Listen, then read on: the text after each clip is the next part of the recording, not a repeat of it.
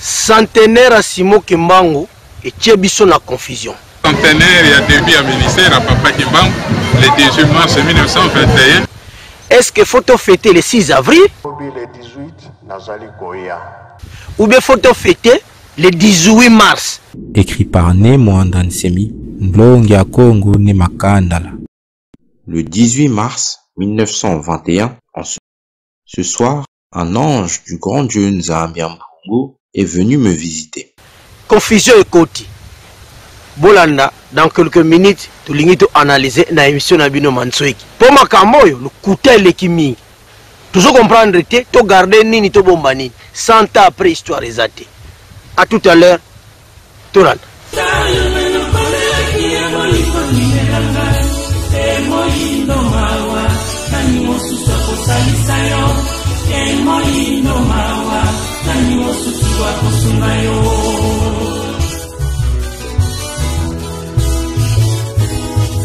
Tino mkono lelo tuzali ko dependre na isika msusu tolinga te ezali ndingwana na musuni na biso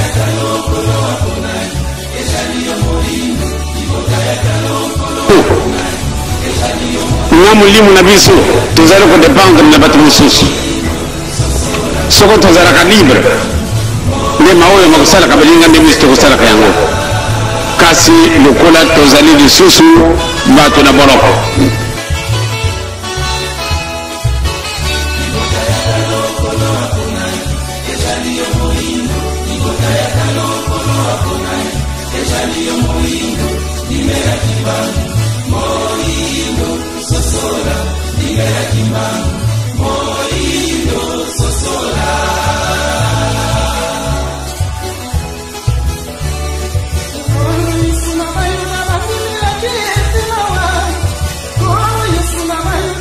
Merci beaucoup, Batsana Maman, pour comment je sais que vous déjà qu'on a annonce tout ça, wana ezali déjà annonce ya thème na biso ya poko lelo. Matondi mingi na bande ko nyonso bazali na caméra bazali ko filmer ngai donc pe bazali le caméra pe non fois bakutaka na azali ko tambola na ngai ye pa zali na caméra pe to kozong sa matondi mingi na Sara TV Congo Central azali ko biso en relais pe RCB et bon ezali kozwa biso en relais, pourquoi pas RTCJ qui MPCP bango ba kozwa biso lolenge dans le cadre de la mission Mansoueki. Batoni mingi na ba technicien nyonso ya RCB, ba technicien nyonso ya Sara TV, pe ba technicien nyonso ya RTCJ qui MPC chaîne honorable la perfusion, bango pe toujours si matondi mingi na ngonga oyo to lingi to décortiquer, to analyser à la présentation, il y a émission Nabino, Ezali Wabino Ndeko, tout le temps les chercheurs spirituels, les naturopathes, Jonas Nsumbu, Mwana, Pungu Tulendo, Mwana Congo, Yende Bonibo Sala banalise, pe supervision ya cabinet ya naturopathe, pe coordination ya centre Bravo Plante. Matondi mingi na ba technicien ya Mpungu Tulendo TV, pe matondi mingi na ba kondinyonso ya Mpungu Tulendo TV, o bazali ko se battre pour achat de matériel pour tout côté na canal SAT puis tous na TNT tous la peine na réseaux sociaux nyonso vraiment matondi mingi pe poko malamu na bino banso vandi na bakiti na kimpese un peu partout dans le monde vraiment tozali ko zongsala bino matondi mingi awa ngai na lingina zwanguya ya sika iko senga mangai to kota na libondeli ya kafu oyo prophète Simogimba watikela kibiso pour tout ça lango matin midi soir. On a ngai esengami na ngai vuluzi apesa libondeli asengaki na biso to sala yango matin midi soir mais bino bosala ki ba prière na bino e bozui epa ya nani kasi bokole yango na komba Simon Kimbangu et ça tinda ki bino bo changer prière est-ce que o bosali wana yango te boyoka o ya solo ya kafu o ko pesa penza mpifo e ko pesa pena nguya ya siki c'est parti.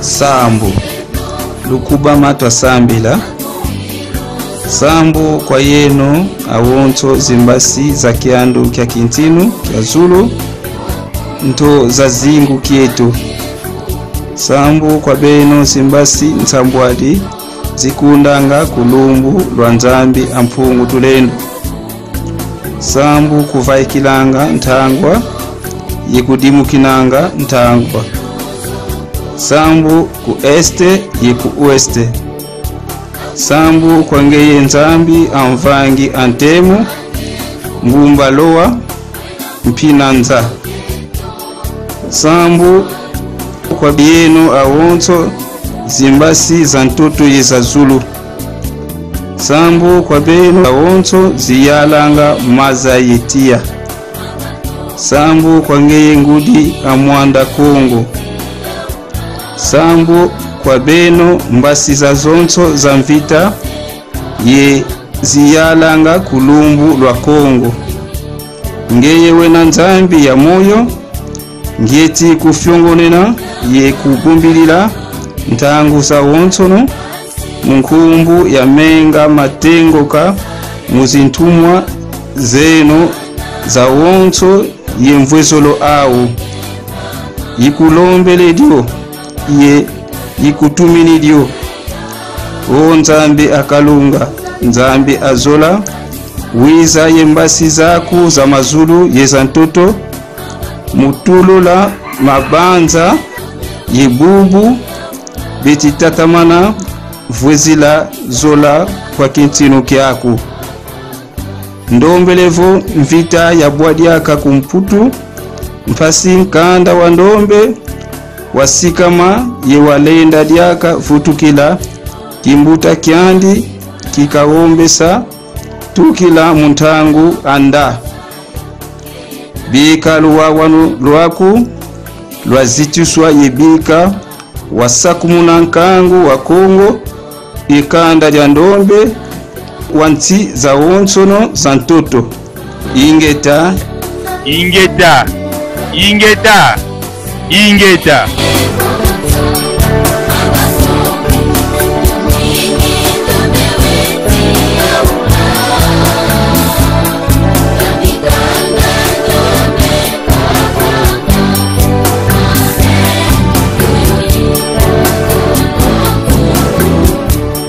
Merci beaucoup batata na ba mama eko senga mana bino kaka bo pesa ngai ingeta ya bien bo bakisa lisusu ingeta ya bien bo pesa susu ingeta ya bien ingeta ingeta ingeta ingeta ingeta ingeta ingeta voilà batata na ba mama to uti koyoka libondeli ya prophète Simon Kimbangu Mvuluzi yenda pesa kibiso libondeli otosala matin midi soir kasi na kotala bino ba soi-disant ba prophète ba soi-disant ba chef spirituel bo déclasser makambo nyonso bo sali ki bo bino nde makambo siko komina mbutu kasi prophète alobaki na cadre ya combat prière oyo photo sala matin midi soir bongele meso moyenne obino bo chaki wana est-ce que ezali yango te tango bozali ko sala makambo en dehors ba recommandation ya volonté ya Mvuluzi est-ce que kotambola malamu est-ce que tokozala bien est-ce que tokozala béni wa bino moko biso tokolanda matambe ndenge Mvuluzi atikelaki makambo ndenge Mvuluzi atikelaki yango tokoluka toyeba efonctionnaki ndenge nini efonctionnaka ndenge nini tokota wapi tobima wa voilà.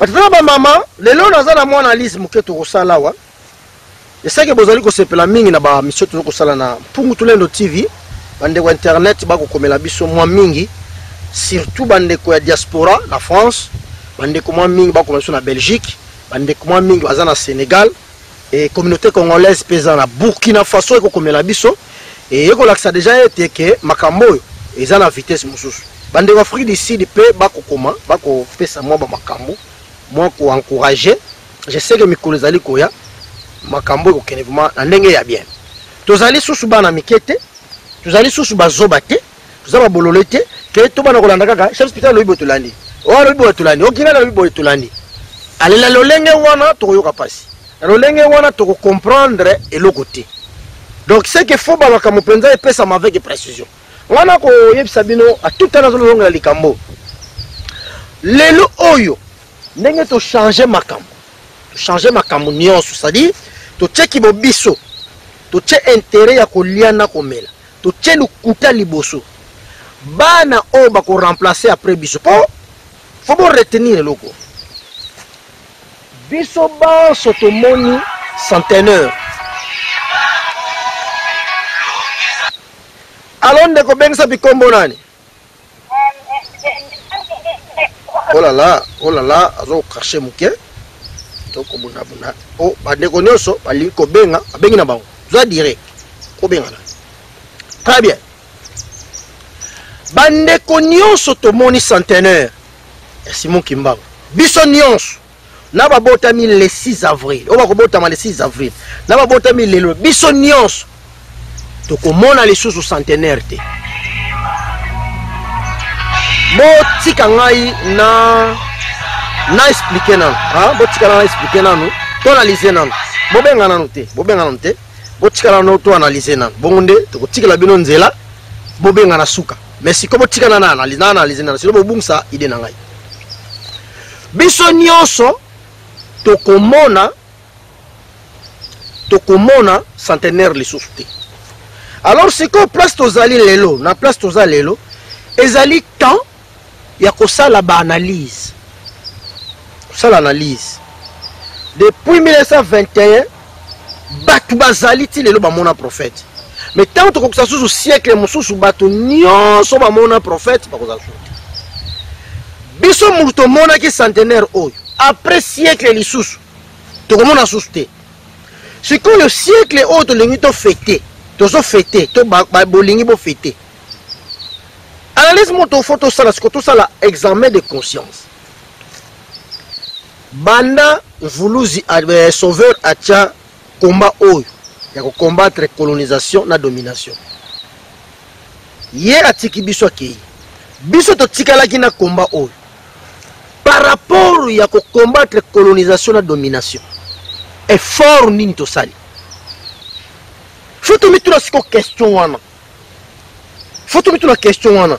To lingi to sala centenaire. Batongi musée, batongi ba hôpital, batongi ba école soki ba lutu zoyoka. Biso batongi ba makamwebele. Bosala si maputa, bosala si ba bilamba, tout ça. Mais de 1921 ba lança ki combat oyo. Na mukolo ya lelo tozali.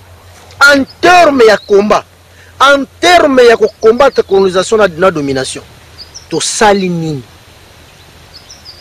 Lit oyo mvulu za transaki to ensemble ya bangunza nyonso to komi wapi so to bandi ko évaluer église par église, religion par religion.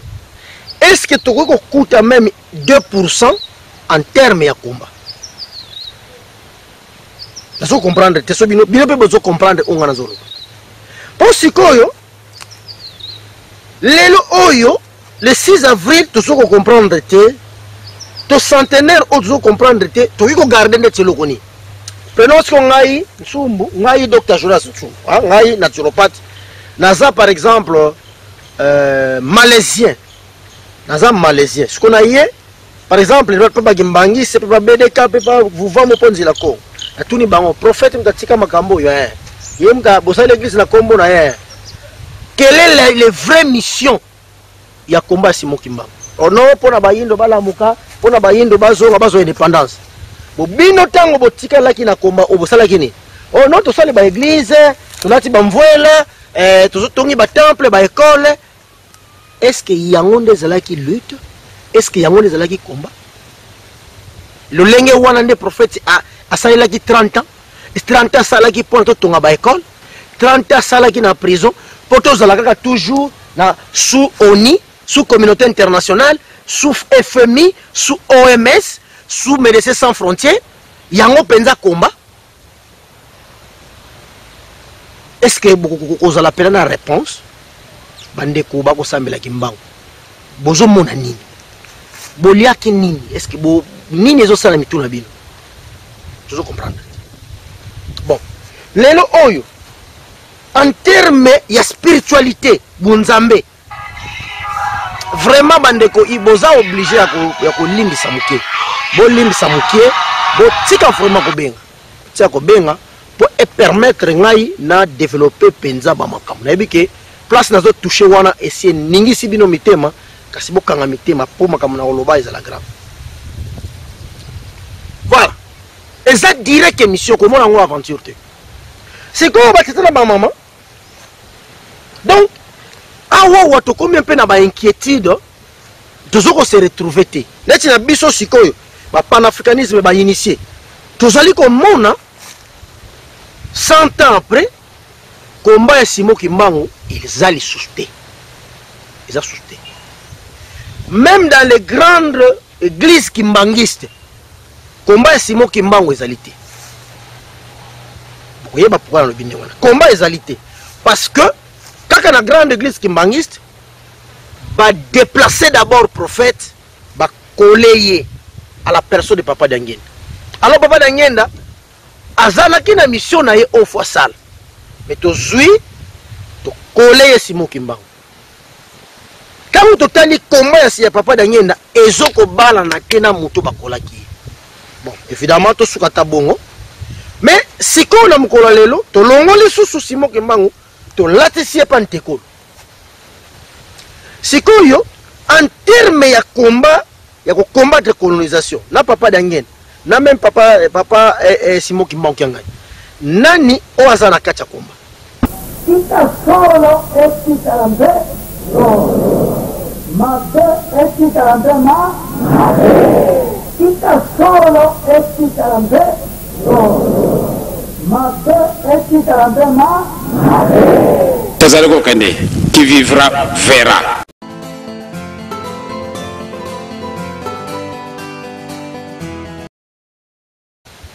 Bon, c'est quoi yo? Comment ezalaki ya ko combattre toute sorte forme na sorte de colonisation dans tout le plan. Mais lelo église o ezali fondée sur base spiritualité Simon Kimbangu balobi que Jésus nde mutu atindaki église wana pa à travers on soki to kotaki na bowumbu na kombo ya Yesu. Donc, dans ce moment, on réfléchir, mais j'ai la garantie avec moi qu'un jour, et que comme église de Dieu, par son prophète, Simon Kimbangu. L'église Kimbangu, c'est comme un dengue. Donc, foi wana zana yango. Naza pe na foi wana ke suka. Lokola ba che kombo Simon Kimbangu na kati ya makambo wana. Kombo ya Jésus suka ekolo. Parce que ça est vraiment inadmissible. La grandeur ya sauveur Simon Kimbangu batinda ye par un petit Jésus. Et ça vraiment impossible. Malgré azali sauveur azana rampe ya bagma yesro kasi na ba grandeur ba Simon Kimbangu na ba rama bango et ça peut impossible un petit Jésus atinda Simon Kimbangu. Ça va vraiment c'est impossible. Na respect au pesa na sauveur Jésus à travers na religion na bango judaïsme na grandeur azana ngona va to pesa ye. En tout cas, c'est impossible. Pour la jeunesse, de continuer qu'on dit maïlo kouan.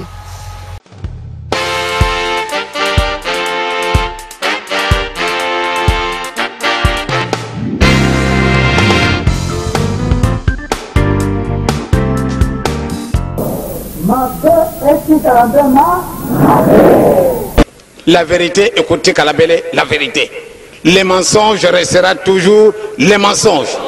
La vérité finit toujours à triompher. Solo, écoutez Kalabele solo. Et Lukuta, écoutez Kalabele Lukuta. La vérité, bombe moko, ya ku détruire yango, ezalité. Kita solo, esti kalambe, mate, esti kalambe ma, kita solo, esti kalambe, mate, esti kalambe ma, Tazaleko Kande, qui vivra verra. Comme ça, on peut ce discours. Simon Kimbangu, sokoma lubiango, bamususu, malali mpongi. Olinga tebo kukutana na ntumpa. Sikawana moya kubumba na ezalité.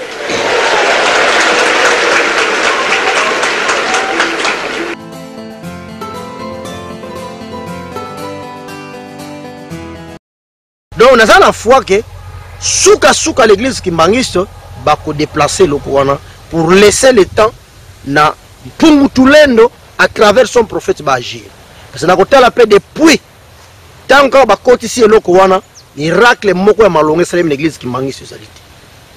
Bon so tolongo l'église Kimbangi totiena no wana pokona totali déjà ke komba ezali te bino nyonso botikali nzela ko en terme ya combat bosali nini pour combattre domination et colonisation parce que vous êtes une force. Pourquoi vous avez un niveau ya ko s'imposer te si réellement pena que vous avez un combat Simon Kimbangu une personne a s'imposer bon bino vous avez nombre bozali pourquoi vous s'imposer te. Donc il y a beaucoup de choses à faire autour de cette histoire de Simon Kimbangu. Donc 100 ans après Batmalingi basa la fête mais fallait boyoka son. Hein? Fallait boyoka son. 100 ans après fallait boyoka son. Et belé ya batu bakufi pona makambo oyo ya lit oyo. Tata mpada ke ya kufeli yango. Tata ntole na kufeli yango. Mbuta sima utoka kufeli yango. Mbuta masamba ezai. Basa belé to tanga tolem. Mais en termes de combat peuple ndenge nini oyo eko bossa na histoire na ye. Et bosani yango. Je sais pas. Poto monate ndenge makambo elekelaka. Poto monate ndenge colonisation elekelaka. Uto ndenge nini tuzo komona kama makambo ndenge wana ndenge wana.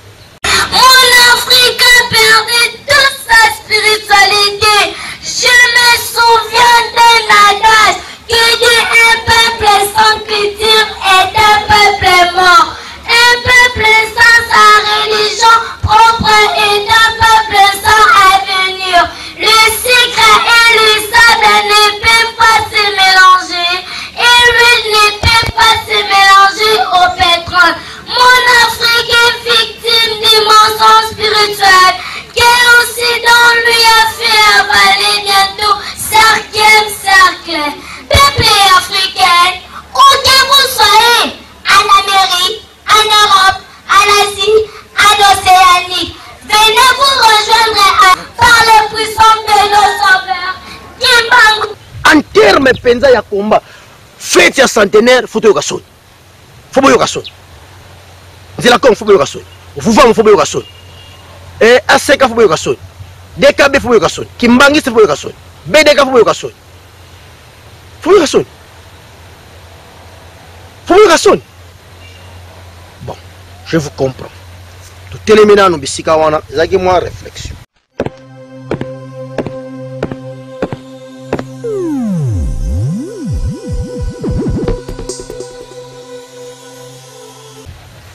Mais likambo oyo tokolobe na pokwa lelo toyoki ba ghetto spirituel nyonso awa wangane naza boye nazali ko comprendre te où est la vraie date oyo penza photo oyo ezoko symboliser centenaire à Simon Kimbangu parce que awa soki boko yeba te tozana 2 centenaires centenaire ya Simon Kimbangu na centenaire ya église kimbangiste.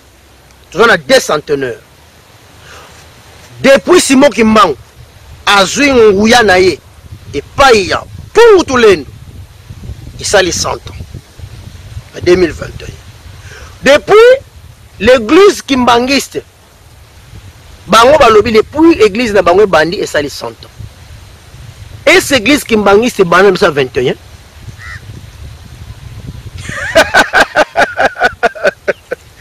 En termes d'église kimbangiste, est-ce que ça lit déjà 100 ans? La vérité reste la vérité.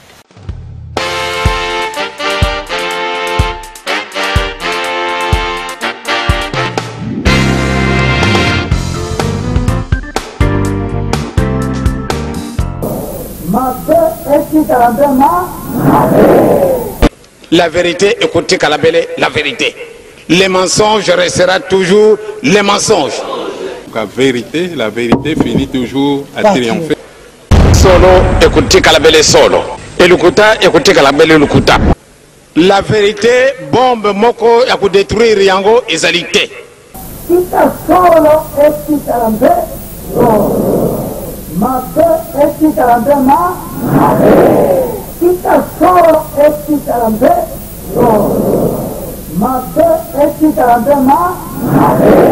Tazaleko Kende, qui vivra verra. Kabazal ko pesa discours Simon Kimba soko balubi yango bamususu balali mpongi.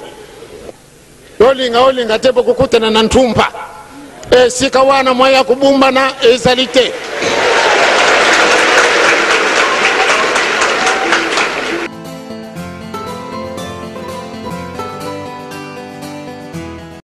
Église Kimbangi s'est sali déjà 62 ans.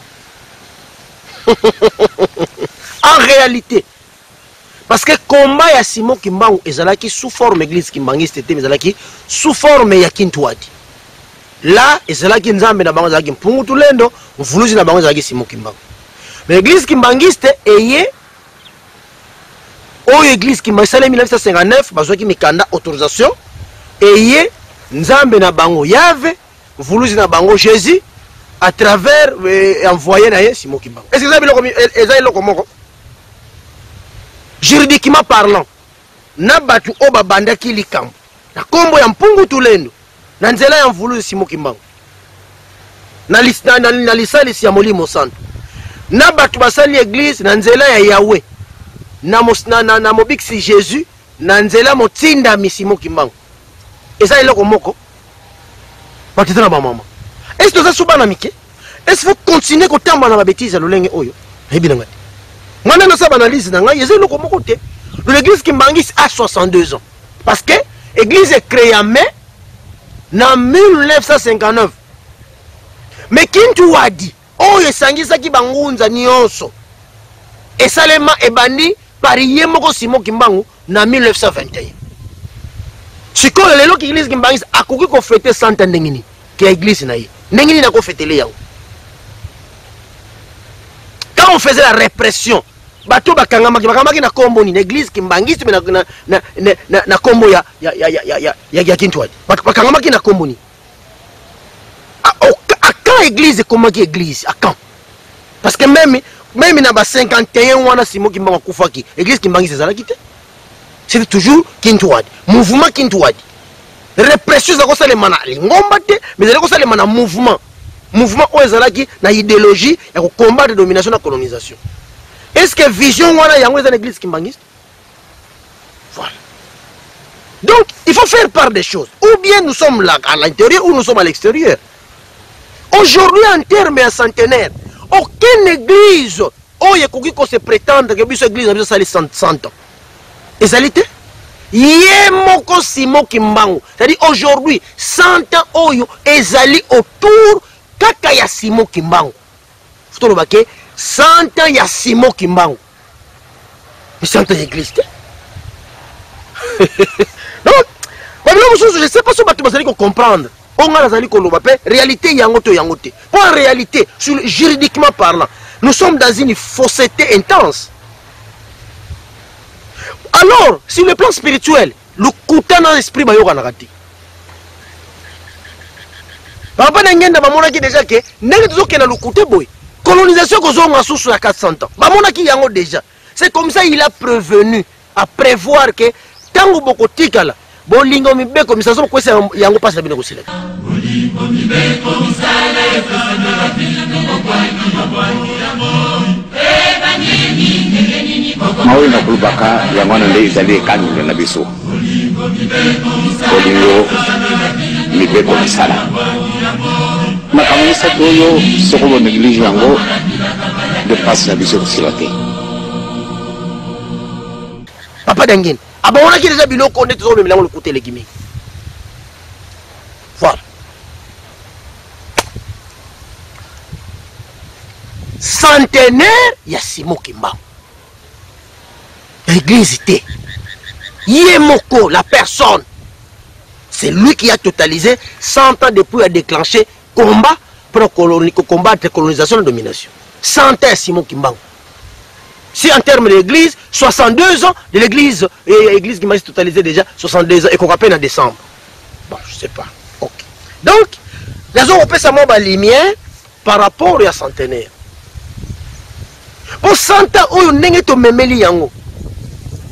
Donc, bénéficier et l'autre mon côté, et puis to lingito banda ko chité tolingi tobanda koshite surtout soki bandeko tondimi ke santa oyo ezalaki mpo na église kimbangiste tokoti na bowumbu bowumbu ya 400 bachaine ekozonga mpe na crack bazonga biso mpe na boye ekozonga parce que église kimbangiste na kati na ye aza na conflit moko okozwa yede te ezali santa ya mvuluzi Simon Kimbangu parce que comment bako célébrer grandeur ya Simon Kimbangu avec conflit bazali koyokana te libota kaka ya 3 personnes bazali koyokana te ils sont que 26 mais bazali koyokana te ale monde mobimba tokota ke non eza santa ya eloko eza na ba conflit ya lolenge wana batana ba mama bisika nyonso bozali bana mpungu tulendo bisika nyonso bozali 100 ans ya prophète Simon Kimbangu namoni botie ba photo ya lolenge na lolenge bilongi mususu kutu ebotami na ba 69 bilongi mususu botie kuna ebotami na ba 50 na ba 70 na biona zo komona wana na ba mais bakomi ono 100 ans totika centenaire na kombo ya yemoko Simon Kimbangu soki to continuer komema centenaire na lolenge tozali komemela yango batatra ba mama to matato kita colonisation kozonga to matato kite kozonga to sali effort ata moko te en terme ya combat en terme ya lutte pour na combattre domination la colonisation le contraire to vandi si kutu sous colonisation yango alors na niveau auto komi mundele si emballé biso na niveau to komi colonisation ekozonga to za sur la place to kokimela te talaka corona ya pamba ndenge bazo ko imposer biso ba makambo lataka to la sala besoin na ebite to kosuka ndeni de colonisation il faut qu'on s'attende à la colonisation tant que to sali effort te pour na kolanda matambe ya ba papa matambe ya batata ndenge batikela ki makambo très bien voilà batala ba mama to zali ko continuer ko développer santa oyo maintenant deuxième thème na biso ezali likambo ya date kita solo ekitarambe mabe ekitarambe ma kita solo ekitarambe mabe ekitarambe ma tazaleko kende qui vivra verra.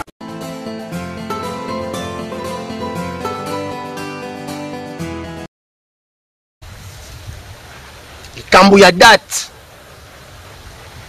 parce que na ba ghetto nyonso o bazali ko sambela Simon Kimbangu bazali ko yebisa biso ke le 18 mars ezali mokolo peu importe forme boko kolobela yango d'abord ezali mokolo oyo Simon Kimbangu akutanaki na ba ghetto na ba grand esprit donc c'était le jour où ba introniza qui est. Tout le monde est d'accord sur ça. Nayok Sabino, la position de l'église Kimbangi, c'est par rapport à le 18 mars. Par rapport au 18 mars. Ayebida tuwana, to ayebida tuwana te. Manso makoloba, bolanda te, bolanda kaka likambo ya date. Obilo muso alobi wana kolanda te, mais yo landa d'abord tout ça na besoin to yeba. Est-ce que réellement Simon Kimbangu azalaki intronisé par la manifestation divine où est salé marqué le 18 mars et ça a sauté le coup église Kimbangiste en mars le 17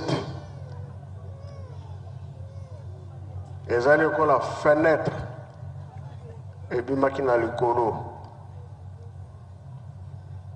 colo yeso lobi na tata Simon Kimbangu Lobi le 18 nazali koya. Lobi le 18 nazali koya. Lobi le 18 nazali koya. La okoma na midi poto sorola. Merci beaucoup batana ma maman Toyoki le son éminence Simon Kimbangu Kiangani représentant légal de l'église kimbangiste a pessi déjà ba explication même hier. Même quand lui parle, il engage l'église. Il y a une date le 18 mars. Donc, le 18 mars, il y a une manifestation divine et salemaki na kati ya nzoto Simon Kimbangu. En d'autres termes, ezali mokolo oyo azwaki musala. Début ya musala ebandaki dès que bapesi yo musala. c'est les jours où on va compter, non? Si on va foutre mon colonie. Mukolo, on va compter mon colonie. Mukolo, oh, yo bangage qui? Mukolo, on se bat les babis, mais ça y est, congé au Kénéropem. On va compter mon colonie. Mukolo, oh, bangage qui, non? Ok, ça c'est la position de l'église qui manise. Il est d'accord avec le 18 mars. Très bien. Tatampadi. Yo pe le 18 mars dans l'église na bino religion padiste. Boyebele yango lolengeni. Centenaire il y a début à ministère à Papa Kimbangu le 18 mars 1921 parce que Papa Kimbangu a badaki musala na ye le 18 mars centenaire il y a début à ministère à Papa Kimbangu le 18 mars 1921. Merci beaucoup batana maman. Bolandi Moutalulendo le représentant légal de la religion padiste. Il a confirmé le 18 mars il y a une manifestation divine et salemaki na kati ya nzoto ya mvuluzi Simoni Kimbangu. Toloba nini na kosuka wana te BDK mfumune mwana nsemi oyebili ndenge nini likamwa 18 mars mfumune mwana nsemi. L'évangile du Seigneur Kimbangu par Ntumwa Massé avec le support des Congo Dieto du 61e anniversaire du Seigneur Kimbangu, écrit par Nemo Andansemi, Nlongia Congo Nemakandala. Ce livre a été publié aux éditions thebookedition.com. Giantika Kisaluka Mfumu Kimbangu Kunkramba. Le démarrage de la mission du Seigneur Kimbangu en Kramba. Le 18 mars 1921, en se réveillant le matin, Mfumu Kimbangu dit aux habitants de Nkamba ceci. Ce soir, un ange du grand Dieu Nzambi Mpungu est venu me visiter. Voilà. Donc, les grandes personnalités dans nos ghettos spirituels, bayebi yango bien. Manifestation divine et salemaki le 18 mars. Malgré l'église qui m'a dit sous tout ça, ça ne nous concerne pas. Ce qui nous concerne, c'est le 18. Parce que Makambu, oh, il y a les cas qui le 18, biso toko interprété. Mais Moutou, oh, quoi, il peut se une explication, il y a siki si a koufa déjà. Mais, nous avons confiance, il y a Maloba, il y a Batu Yampadi. Parce que quand même Mpadi, a solo là qui n'a Simon Kimbangu. Là, quand même Mpadi, Tata Mpadi, a joué une opportunité, il y a que Koutanana Simon Kimbangu boye, mais il y a que solo là na yé. Donc, on n'a pas d'azali ko loba, tout ko yango na vraiment la série les sous koleka, il y a mona ki Simon Kimbangu. Il y a solo là qui na Simon Kimbangu. Il y a kangama ki na yé. Donc, akoy ko na ba explication ya société. Dans un témoignage belé, il y a Tatantoala Nipe, Azali toujours qu'on bête à 7 il y a le 18 mars. Le 18 mars. Le 18 mars, Tatantoala Nipe a bêti 7 manifestation divine et Salema Mokolowana. Très bien. Foumoune Mwandansemi. Au-delà de tout, mais Azali peut qu'on reconnaître le 18 mars. Azali peut initier. Azapé na ba évolution makasi le plan spirituel toko douter tes solo. Maintenant awa tozali lelo. Fallait qu'on célébrer mon colonie. Parce que le 6 avril ezali selon ba explication toyoki toyokaka mokolo oyo ya liboso muta liboso asalisa ye le 18 mars. Le 6 avril. Donc c'est-à-dire pour un bateau moni et yango nde mokolo musala ebandaki. Et bateau musuma lobi c'est le début de l'église. Le 18 nazali koya. Centenaire il y a début à ministère à Papa Kimbangu le 18 mars 1921. Le 18 nazali koya. Écrit par Nemo Andansemi, Nlongia Congo Nemakandala. Le 18 mars 1921. Laquelle? Quelle église? Butanga nini? Verset nini butanga ko nani ateyaka? Na chapitre nini? Mama likambo ezala nini?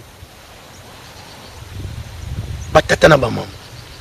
makambo tozali koloba awa eza teke ebimi pa yango kotala nsumbu te kotala ngai te nga na botami na ngai awa wa soki na ba 2006 naza bebe ya bebe kazali biloko tozali kozwa ba inspiration epai na ye moko mvolozi azali kopesa ba injonction azo ko expliquer tozoza opportunité tozwa ba explication epai na ye moko maintenant soki tolingi tosala sikoyo centenaire ya Simon Kimbangu fallait tosala yango journée c'est le 18 mars non voilà ce qu'on va conclusion na ngai fallait tosala le 18 mars le 18 nazali koya centenaire ya début ya ministère ya Papa Kimbangu le 18 mars 1921 c'est avril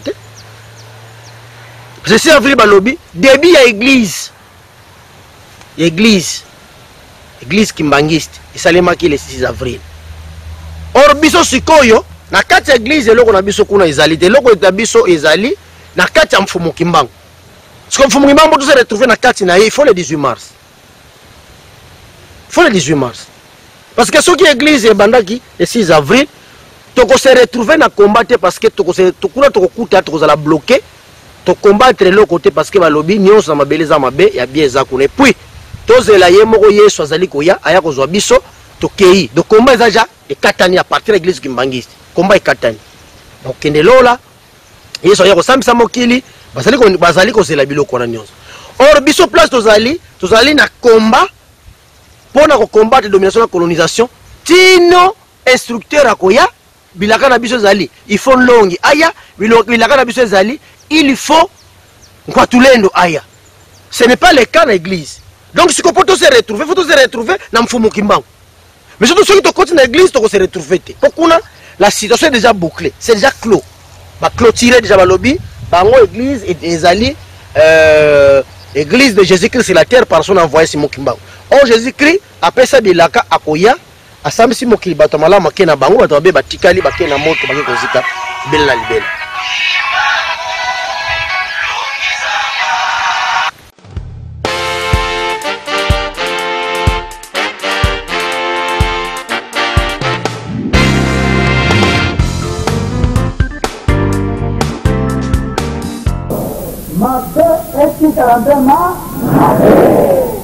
La vérité, écoutez Kalabele, la vérité.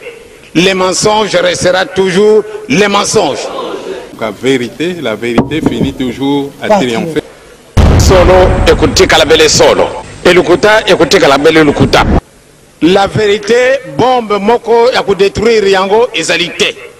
Kita solo Kalambe. Mabe Kalambe ma. Kita solo Kalambe. Mabe Kalambe ma. Tazaleko Kende, qui vivra verra. Comme ça, on peut ce discours. Simon Kimbangu, soko balubi yango bamususu balali mpongi. Olinga te bokukutana na ntumpa. Sika wana moya kubumba na ezalité.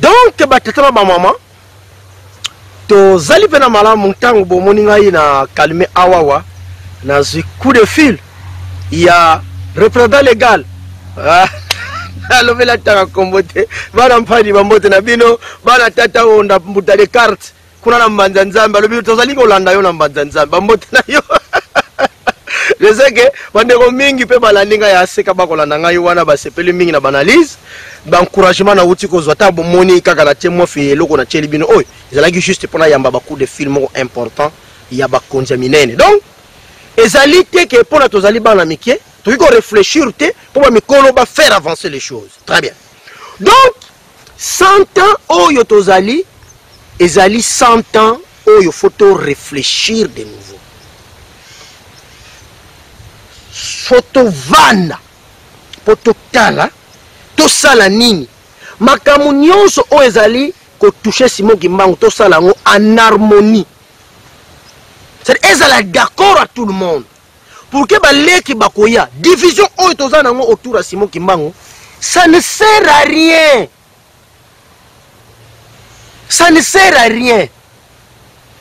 tu faut to vanda batu bamona Simon Kimbangu bazali Les lots battra ma maman réfléchir bino sur le mémoire. Ça réfléchir bino sur mémoire. Mokie. Les lots so qui Simon Kimbangu batinda qui est pas yankolo Yesu. Les lots ce qui est zabongo entre guillemets. Est-ce qu'il y a cause à la combattu l'église du Christ au Congo représentée par l'église protestante? Est-ce qu'elle est la combattue par l'église catholique au combattre? Ce qui est allé à Yesu Mtatindagi. Il faut tous se poser ma question. Erreur ce que Zali. Bozali na diamant bakimbangiste. Diamant na bino Simon Kimbangu. Bazo pesa bino bonbon. Bino bozo zo diamant bozo pesa bango. Matei Simon Kimbangu atera mbanza na ngombelu tete. Na kati église mindele bavandi. Matei wana fallait interpeller bino.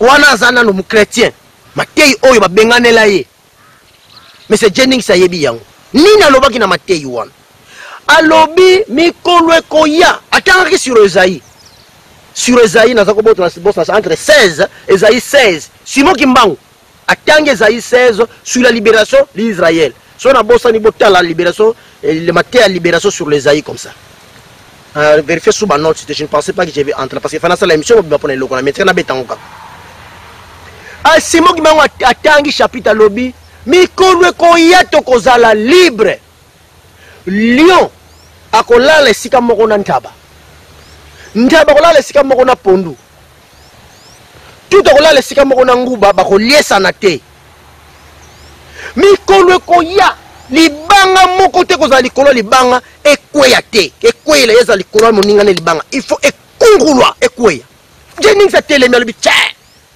oyo eza maloba ya révolution oyo akeya pousse premier Simon Kimbangu mata qu'est-ce que tu dis on interpréter le koni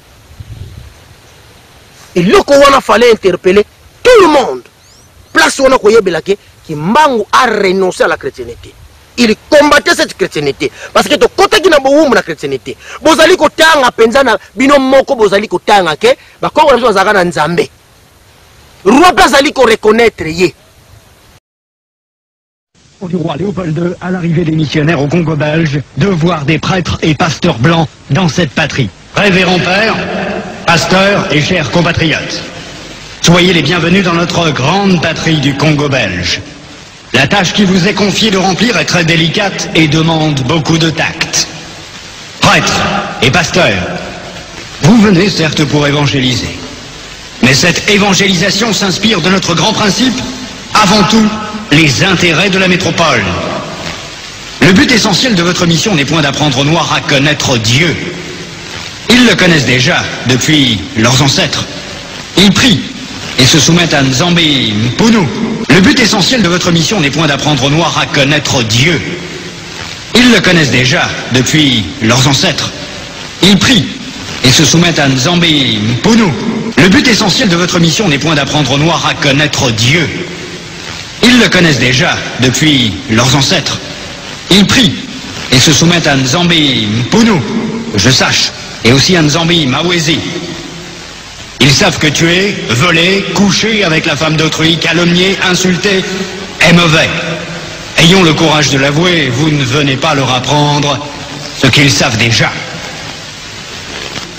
Ils savent que tuer, voler, coucher avec la femme d'autrui, calomnier, insulter est mauvais. Ayons le courage de l'avouer, vous ne venez pas leur apprendre ce qu'ils savent déjà. Boyoki. Roi zali ko reconnaître Nzambe na biso. Malembe, ba memeli biso Nzambe na bango. Siko biso to komi mayele, to soko comprendre siko kino. Nzambe o ba yela ki biso nde ko yela. Pour te déclasser ye, il faut senga ba cérémonie. To déclasser Nzambe, il faut senga ba cérémonie. Il faut tout bana kozwa Nzambe na biso moko. To tcheye de côté, to ki soit papa moko. Oh non, yena tinda ki. Non. Ça me chauffe la tête, donc je suis palpité, je ne comprends pas. Voilà. Donc, quand vous avez une histoire, il faut tout comprendre. Donc, ma maman, centenaire, si elle salimi. Tata mpadi sali yango, l'église moi mingi basali yango. On a une mona qui a tata mpadi. Dans la religion padiste, bango va célébrer centenaire le 18 mars. On a Simon Kimbangu. Pour l'église, m'a dit c'était. Pour na Simon Kimbangu. Ngai moko nazalaki wana. Bino bolingi bo célébrer centenaire le 6 avril. Pour nana, pour nani. Posez-vous des questions. Si pour na Simon Kimbangu, est-ce que banda musala le 6 avril? Non. Nako band, nako engagé. Wapi date ba ko retenir au bâti na compagnie. OK band. Tu peux quoi engager au lelo? Ba komi engagement no bimi le 18 mars. Vous êtes déjà dans la compagnie, mais peut-être il faut obéir. Peut-être il fallait mais déjà vous avez déjà engagé la société. Si vous avez un congé, vous avez un congé dans mon colo qui est un marteau, vous avez un congé dans mon colo engagé qui centenaire le 6 avril, et ça bien parce que à ce que ça que centenaire à Siki Siki est le 18 mars. Pour nous célébrer 100 ans, nous avons bolingoté. Nous célébrer 100 ans de conflit. Il y a un lek qui va l'obanagate. Mais nous avons 4 familles à Simon Kimbangu. Mais nous avons 4 églises. Il y a un sens. Les jeunes, les intellectuels, bozala prudent. Bozala prudent. Tolingi tokota na boum. Les mécanismes sur la colonisation est déjà prêt pour te kota na boum. Le mécanisme de sa colonisation est déjà prêt pour te kota na boum. Tous à la prudent, tous à la prudent, tous à la prudent. Simon Kimbangu, l'unique chemin de paix, de sécurité, de la vérité. Quand déraper na Simon Kimbangu, tous à na passe. Comment il y a Jésus en conception de Boum? Et Lingi écoute sa biso na Boum. Tous à la déjà la kacha Boum. Lelo Oyo, 100 ans après, en termes de combat, tout ça l'ennemi. 100 ans après, en termes de révolution, tout ça l'ennemi. 100 ans après, en termes de spiritualité, tout ça l'ennemi. 100 ans après, en termes de doctrine, tout ça l'ennemi. Conflit na conflit. Mutabedeka lingi mutasekati. Mutaseka lingi mutu ya dekabete. Mutadekabe lingi mutavuva mutu. Mutavuva lingi mutakimbangisa. Mutakimbangisa lingi mutampaditi. Mutampadi lingi mutawondati. Mutawonda lingi mutu ya mutasima utokote. Mutasima utoko lingi mutantwala niti. Mutantwala lingi mutamatai mwanda te. Mutamatai mwanda lingi mutambumba Filipi te. Mutambumba Filipi lingi muta Ezaï Masamba te. Peuple ya lolenge nini wana tozali. Bunzambe ya bole ya lolenge nini bozali kote abiso. Les mêmes conflits dans la chrétienté, il y a un même na Simon Kimbangu. Bataseb comme yoka na neyote. Bataneyo ba yoka na catholique. Bata catholique ba yoka na groupe de prière te. Groupe de prière ba yoka na CBFCT. CBFCT ko yoka na CSCT. C'est yoka na orthodoxe. Orthodoxe ko yoka na voilà. Tozonga na sima totala oti to sali. 100 ans après, en termes ya combat to sali loko ni nini to sali nini en termes ya combat. Le 6 avril pano emati le 6 avril yango na koyebisa bino na yebisaki mfumu na 2010 na 2020 tatu kutana ki na ye na Montana Sinati na yebisaki mfumu soki réellement le 6 avril batu bazali kotonga ba biloko na kombo na yo ezali bongo esila nyonso to mona yango petele ndenge nazali kotala batu nyonso bali totonga boy ekosila te misala ekosila te pona kolakisa bino ke mfumu Kimbangu azali na kati ya ba centenaire na bino wana te parce que bozali mabe ba escroc pe ba aventurier.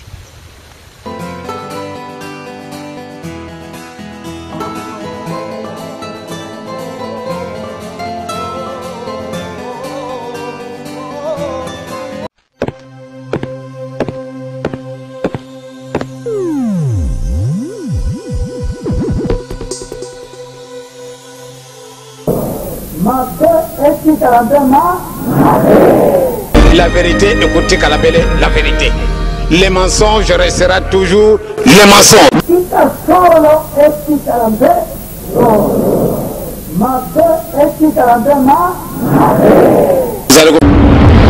Solo, écoutez Kalabele solo.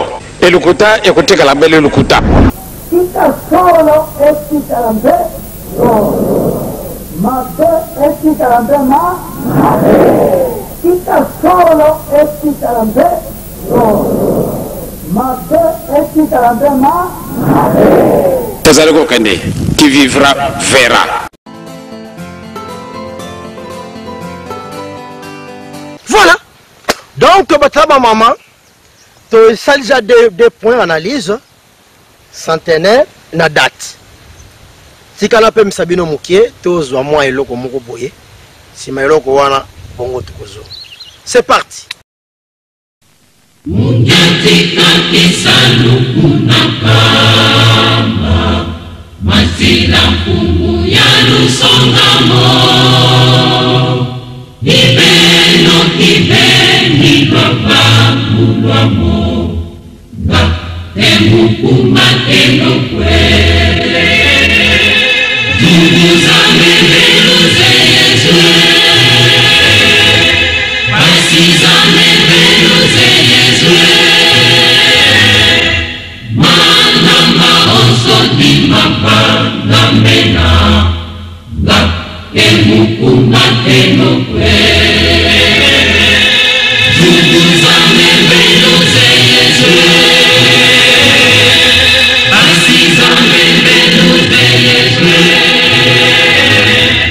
Mana maonso di mapanga mena Nga emukuma enokwe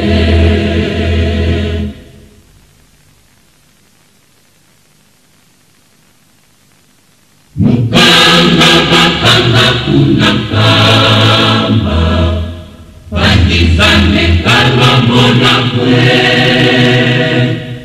Mana maonso di mapanga mena Nga emukuma enokwe Zunguzane beluze yezwe Basizane beluze yezwe Mana maonso di mapanga mena Nga emukuma enokwe Zunguzane beluze yezwe Basizane beluze yezwe Mana maonso di mapanga mena Nga emukuma enokwe Zunguzane beluze yezwe Basizane beluze yezwe Mana maonso di mapanga mena Nga emukuma enokwe Zunguzane beluze yezwe Basizane beluze yezwe Mana maonso di mapanga mena Nga emukuma enokwe Zunguzane beluze yezwe Basizane beluze yezwe Mana maonso di mapanga mena Nga emukuma enokwe. Merci beaucoup, tata na maman. Vraiment, bon, c'est peli. Awa na kotanga ba message ko pesa nga esengo. Bandeko na nga gimpese bandeko Mohamed Lukebana. Bandeko Nolva bakutakana. Papa Mbala le secrétaire ya Efesa. Maman Sele. Moyembi na chorale zola pe chorale zola mobimba. Vraiment bako sepela. Bako yoka ntsai. Et pesi vraiment elai. Pourquoi pas? Pourquoi pas? Pasteur Petit Yoko na équise. Les conseils du naturopathe. Pourquoi pas Mfumu John, le monadio? Azali ko sepela.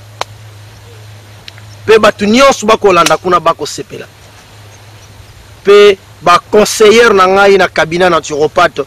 Tsumbu Kisidi Vanak, Tsumbu Bazabidi la Gradi, Tsumbu Avuki les génies. On a baza ba membre à cabinet, famille Nsumbuste, Bansumbu na idéologie, na doctrine nsumbuisme, nsumbuisme, ba kolo nsumbuisme, doctrine ya nsumbuisme, religion nsumbuisme, ewe yango wana ba konzi nango bango misato batatu banlongo bambote na bino. C'est bien. Voilà.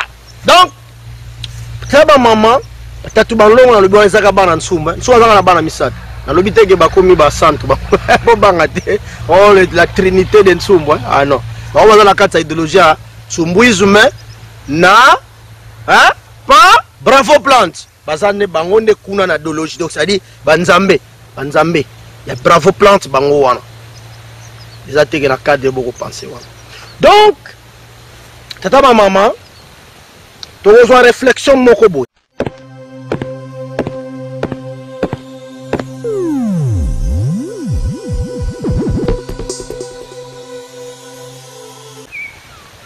Voilà. Fallait pas l'obéir sur ndengeni. Erreur salema ba vie ba vie na ngai vie na nga wonda ba mona kere vie na nga de ngenda amona kere a corriger mon ami sur na bino bobino pani bokozo mayelete bo corriger pani bozu mayelete vie na ngenda corriger kere ami sur na bino albi d'ailleurs bo yali kabilo ka lobia na zole o commenter yango te po eza ba parole moko eza sona cha en commentaire valeur nango ko kita mokie valeur nango eko diminuer mokie yango na lingi ko chango ba commentaire. Donc batata na ba maman to perdre temps mingi. Papa de ngenda azalaki koloba na ba parabole mingi. Azalaki tout droité, certainement ngane na ko réfléchir, azalaki ko se reprocher na erreur. Papa de ngenda azali ko yebisa biso. Biso muto mona kiye ensemble avec l'église Kimbanguiste. Ba lobby tozali na pasi. Ya so tozali ko dépendre na batu mususu. Tozali ko créer kasi loko moko ezangi biso. Kino papa de ngenda kufi atikala ko expliquer eloko oyo ezozanga biso te. Ataka ko expliquer yango te. Kenda partout na kati na Afrique biso yon se tya ko lela kabe passe. Même pas na nini biloko nini ezangi biso na Afrique. Yon se tya ezali kasi de kamomoko ezangi. Wana ezali de kamomuke. Kasi mpate to yibango moyen te tozali tellement limité. Mais bato bazali ko yoka ye da biso bansumu bazali ko yoka ye en live boy. Bo biso toza bilembo ba vie wana. Ya ngenda cha biso ba bilembo wana ne mo biso za bilembo da ngenda biso bansumbu mo. Biso bansumbu ko ngai nsumbu da ngenda yebi ngai. Achanga ye lembo une fois te. Ngai nsumbu. Sumbu azo ye lembo da ngenda cha ye lembo. Ba biso za ba da ngendise to za na période da ngenda biso za bo. Donc on meka kokosa biso pour da ngenda. Da ngenda nde biso to moni da ngenda na miso. To moni da ngenda na miso. To moni wonda na miso biso bantu.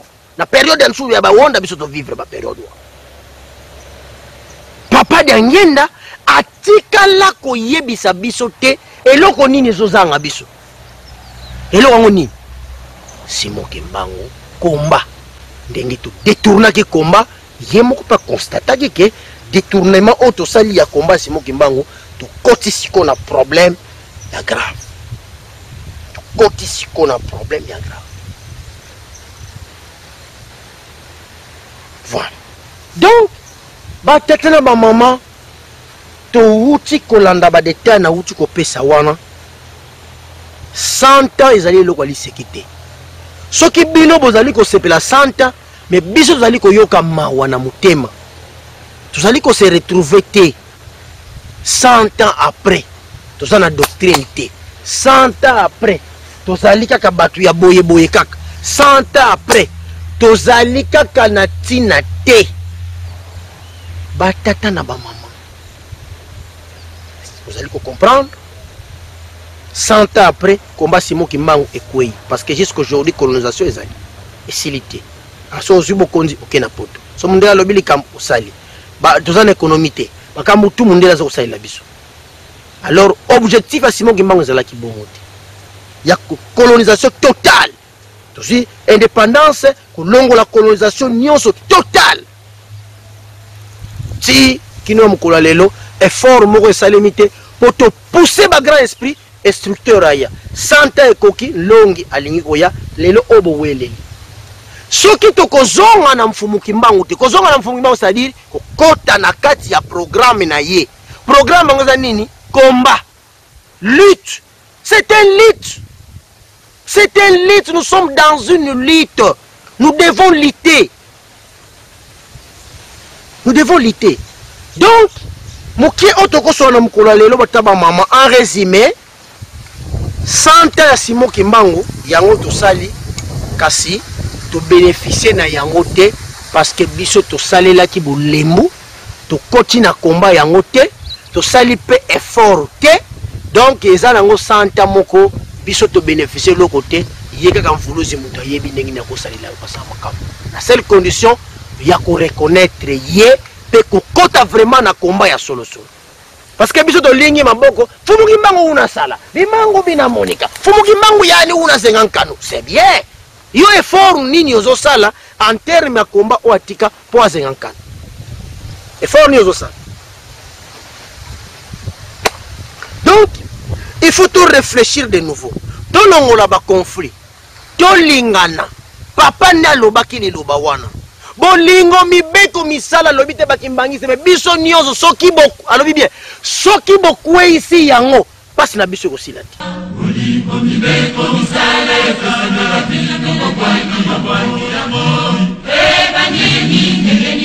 mawe na kulubaka yango na ndei zali kanile na biso.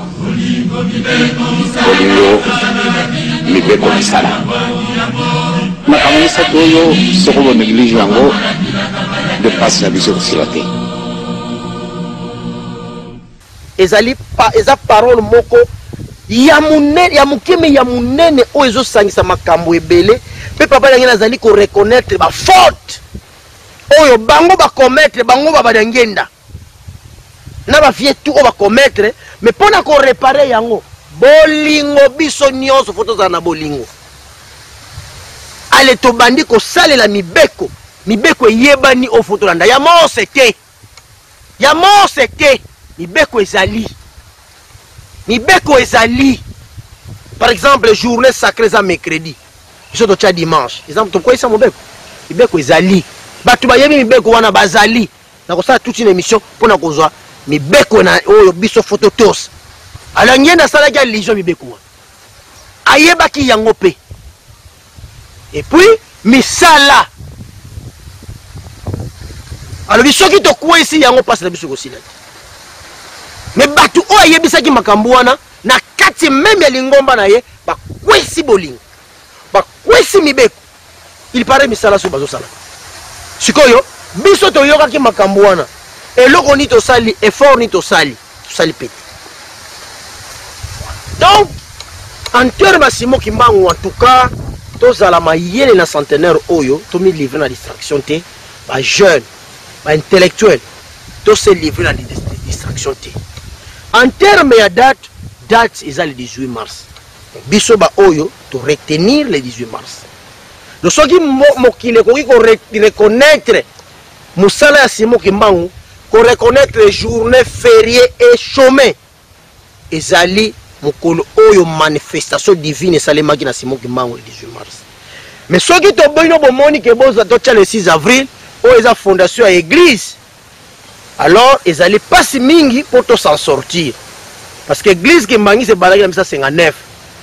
Batu oyo bakangama, batu o baboma, batu nyonso bakata maboko bazala bakimbangi c'était. Parce que basaderaki na vision ya révolution. Bakangamela na komo ya église Kimbangi c'était. Ba relégué yo 37 000 familles. Bakangama na compte église Kimbangi c'était. Bakangama na compte ya combat. Solo bi koma nzambe mpungu, bakangi yo. Solo bi koma Simo Kimbangu, bakangi yo. Bakangamela en terme ya combat. Ba relégué be wana bazana charge église Kimbangi, bazana charge ya l'état congolais. Si quand l'église Kimbangi ça récupéra makambo wana atiango ndeti ba relégué na ye, ya église na ye. Ko demander dédommager bango, chasse que bo bazaba esclave na bi. Voilà. Donc église Kimbangi ça a 62 ans. Il a 100 ans. Il a 62 ans. Depuis l'église en banda 62 ans. L'église est venue en 1921. l'état de Andimango na date ni. Mais sur le Bikimbango bakanga 21 mikanda yango. Kuna basambisa ye na kombo ya église te, na kombo ya komba, na kombo ya lit.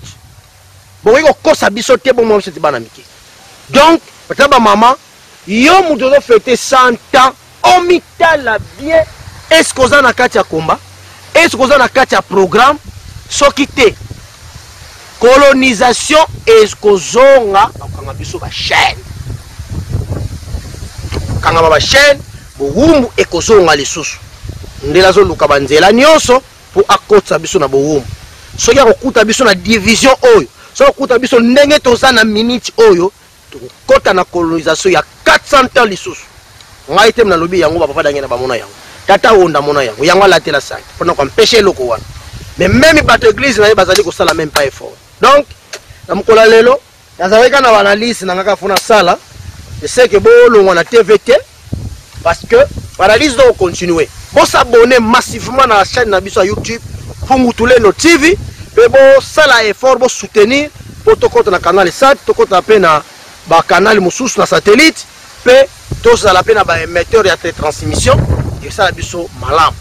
Ba kam toli ko ça les alliés à biso te, les alliés ba inspiration oyo yemoko mvulu azali ko pesa. Ça la effort yo pe mvulu za mona na yo pour abanda ko expliquer yo qu'est-ce qui s'est passé réellement en 1921 ye mvulu azali nani. Et malembe mvuluzi azana ye presque na battribution ya nzambe na komi nzambe te wana photo rectifier yango pena bien Simon Kimbangu azali nzambe te azali sauveur intermédiaire entre Pungutulendo na biso papa bala ngena lobaki yo mutu mwindo kolekela wapi okene uzwa makaka na ntumba.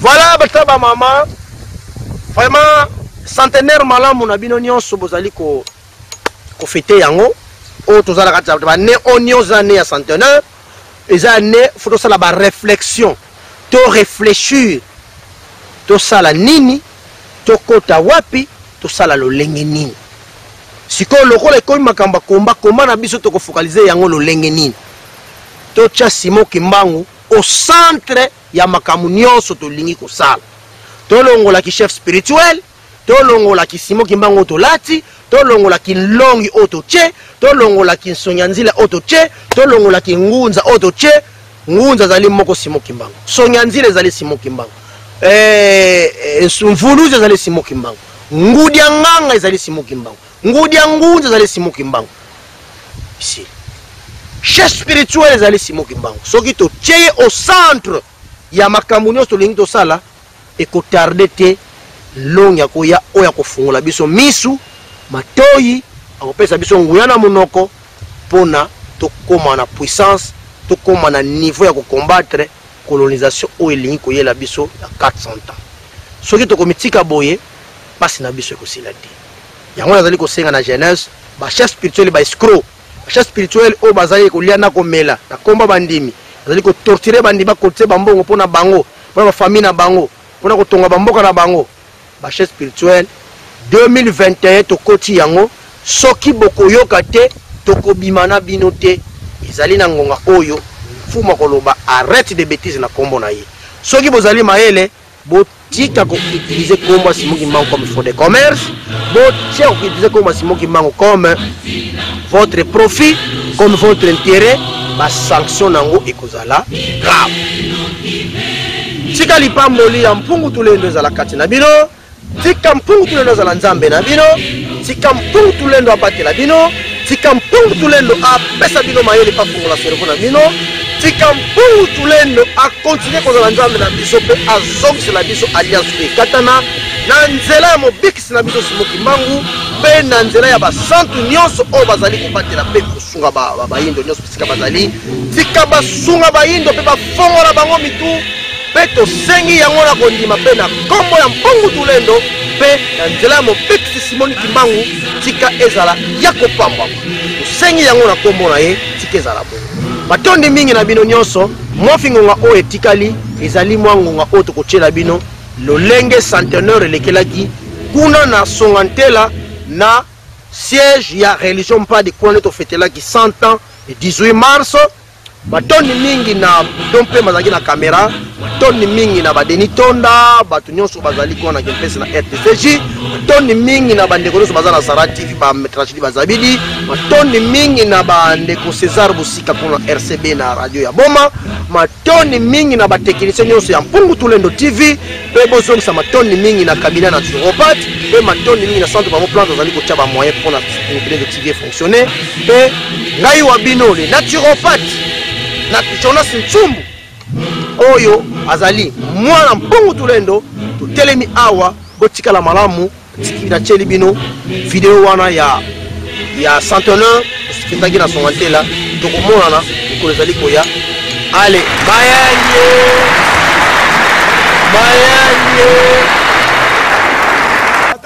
le docteur Tsumbu ya zali PDG ya akoka kotelema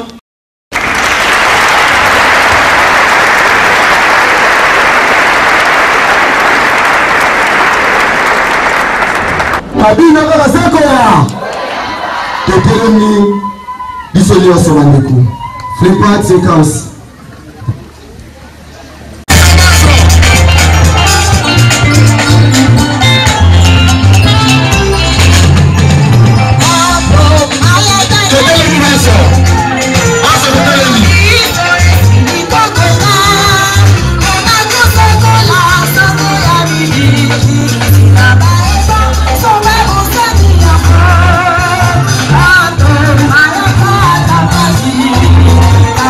Thank you.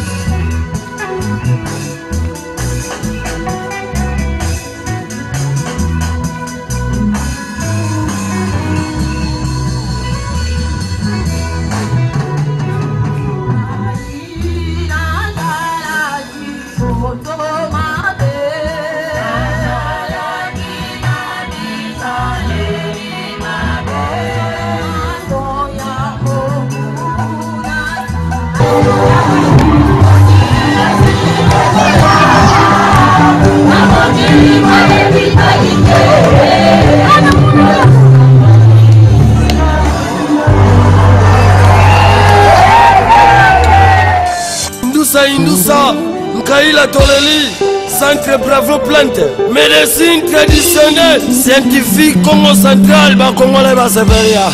Centre Bravo Plante, médecine traditionnelle, scientifique du Congo Central, Namabele ya Boma, et Boma Meningana.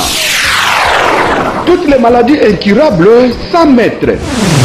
Centre Bravo Plante, traitement et prévention. Yoken Tsakave, Bana Komini Akalamu, Nzadi, Kabondo, Yabino Solution Bomola Meso, Yokani.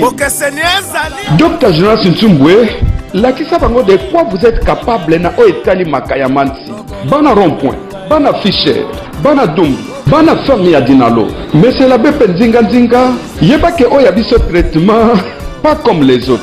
Bakosi kosi bino ke na médecine traditionnelle baki sezanga dosage. Kasi tuna Dr. Jonas Ntsumwe. Nkwami ntiye makaya. Atalisa bino sekele oyo ya salelaka. Oya ye nkisi nyoso eza na dosage. Ndakisa nkisi na kombo kamason. Ezo traité hémorroïde, infection, estomac, douleur musculaire. Pomade vidila eza kobikisa maladie ya loposo. Mpese, makwanza, pepa filaire. Huile sukula, ezo traité sinusite. Poudre insukimicide, eza ko traité éjaculation précoce. Kozanga appétit pe hémorroïde. Tikitala, ezali kosalisa bayebabelaka maladie ya tension, douleur articulaire, pena glycémie. Pomade nkindangolo, eza ko traité fièvre, douleur articulaire pe musculaire, brûlure et tikalisimate. Bongo poudre ntanini, eza ko prévenir pe ko traité cancer pe glycémie. Biokondo, eza ko salisa diarrhée, gastro-intestinal, pe douleur musculaire. Biokonda, eza ko salisa asthme, angine, douleur, glycémie pe infection respiratoire. Poudre ntiwamene, eza ko bikisa carie denteux. Ndeko mwasi pe mobali, oza kobela nini? Prostate, tozana kisi. Problème mabota, kisi ezali. Problème d'infection, wana kutu kolobate. Na kati ya boma, adresse kaka moko. Oye kaka na Mesela B, na wenze yangenge. Na veni Bandalungwa, numéro 76 na quartier Tadi, na commune ya Kalamu. Yaka toko yamba yo de 8h à 14h. Ezali okoya na rendez-vous ya Tata Docteur, kolia bidormate. Yaka à sec. Centre Bravo Plante, traitement et prévention. Oya biso, tozwaka échec te. Le Centre Bravo Plante, faisant la kisi, ya poudre, ya pommade, ya jus, na ya thé. Yango ndezo pesa solution.